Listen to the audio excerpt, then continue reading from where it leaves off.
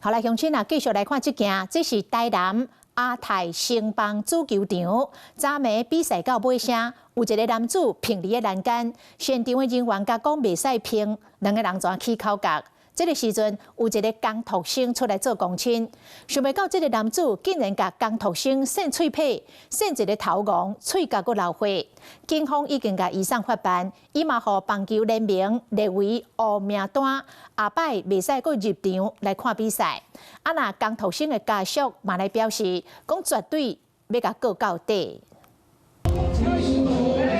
球賽特別結束，一個查甫人規身軀臭酒味，情緒激動，甲現場的工作人員的冤家。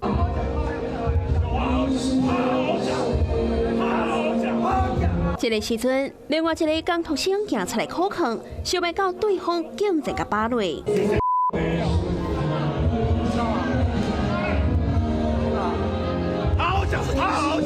村長對這個工讀生的面大力甲扇落，現場有一個穿白色衫的查某人看一個轉講去，伊就是專用羽毛球公開賽混雙冠軍葉鳳偉，伊也佇社群頂懸留言講，把迄個真正足大力。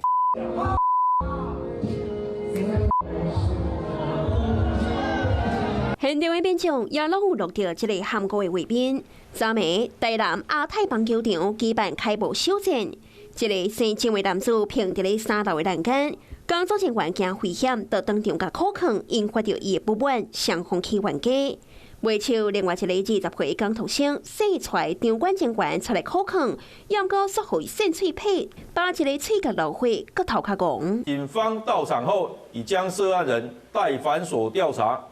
全案依傷害罪嫌偵辦。中職聯盟隨後也發出聲明，將會全力協助後續的法律行動，將這個人士列為球場的黑名單，禁止伊擱入場看比賽。做完畢落後，當場的酒神是攏點點全離開。工讀生的小妹不滿講，阿兄已經去驗傷，耳仔攏正常。針對攻擊事件，絕對會告到底。Hello， 我是林仙怡。想要搶先掌握最及時的新聞資訊嗎？趕快訂閱、按讚、開啟小鈴鐺，鎖定華視新聞 YouTube 頻道。